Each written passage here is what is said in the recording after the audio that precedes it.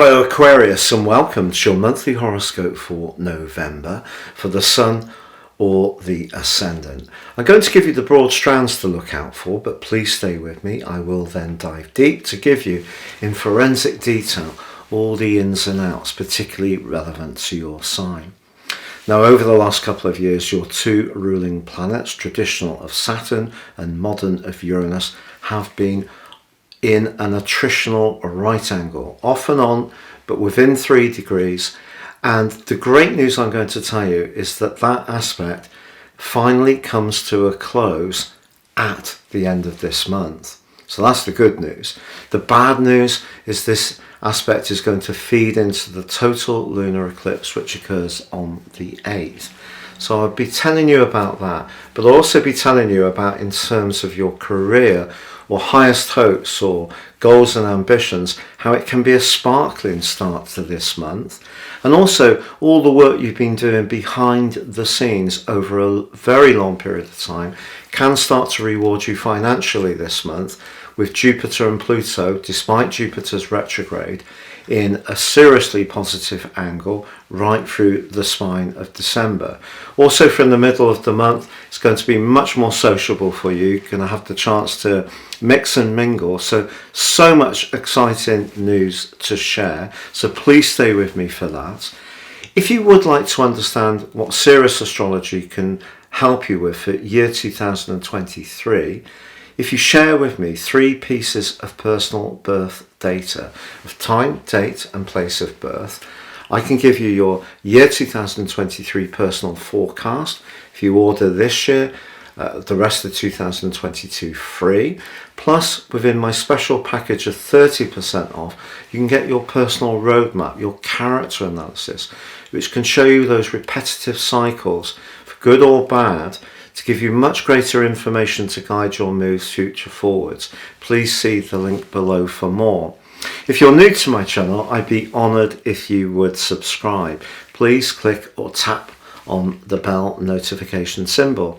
If you're an ongoing viewer, thank you so much for all your views. So Aquarius, as we make our way into November, the Sun, Mercury and Venus are all in the passionate sign of Scorpio. But the Sun and Venus are very closely aligned through the first 10 days. Do you remember that old maxim, it's not what you know, it's who you know? Well, that could come home to roost in the first third of this month. Your connections, your ability to cultivate good relationships professionally can be a real asset to you. With Mercury in the mix as well, some Aquarius people may be thinking of changing course, retraining, or perhaps using old skills, knowledge and experience in a new application, a new environment, and you can do so with aplomb. It's just that Mars in your 5th house of risk is in a retrograde and is squaring with Neptune in your 2nd house of everyday resources.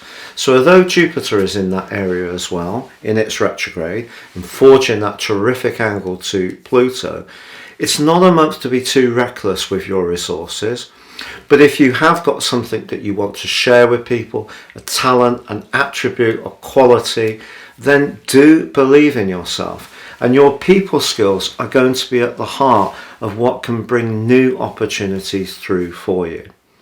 But in week 2 of this month, the Sun is going to be in a very punishing right angle with Saturn, your ruler, and in an opposition with Uranus, your modern ruler. So in other words, the Sun and actually Mercury join in with that T-square that's been ongoing for so long, and this all informs the total lunar eclipse. So whilst there may be sparkling opportunities at work, there could also be quite a lot of disruption on the home front. Now, some of this may be through choice. For example, if you decide to move or improve, or perhaps you decide to work from home and that takes some transition in order to get it working, or perhaps the needs of those people closest to you are going to be sudden and immediate, which can be deflecting from what you want to focus upon. Also, Saturn in your own sign has been very tough in terms of physical vitality, and finding the right environment to work in is one of the things that's particularly important in this month. If you find that, you get that sweet spot, you're with people who share your credo and values, you can really flourish. If you're not in that kind of environment, the disruptive energies of this total lunar eclipse could push you to make a change of work, a change of residency over the next 6 months. It may not play out necessarily exactly this month. But as I mentioned before, Jupiter may be retrograde until the 23rd, but it is in an impressive alliance with Pluto. And if you really dug deep to extract every ounce of talent and energy and educated yourself and become much more informed of your own emotional needs and responses, as Pluto has gone through the 12th house, which has not been easy, I feel you can start to see that you're firming up a new foundation that you can launch forwards from in an exciting manner. And if your situation is more evolved in a helpful way, despite the headwinds that collectively we're all facing financially, the fact that Venus and Mercury on the 16th and 17th, the Sun on the 22nd, and then on the 23rd we have the new moon, all in Sagittarius, that's your 11th house. That's playful. That's about social interaction. It's about travel. It's about openness.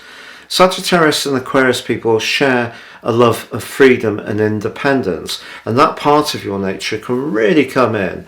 But because Jupiter also goes direct on the 23rd and Venus and Mercury are exactly conjunct within the mix of the new moon, a glorious amount of energy can be pouring in towards the end of this month, which really delights you. And it could be getting out and being more social.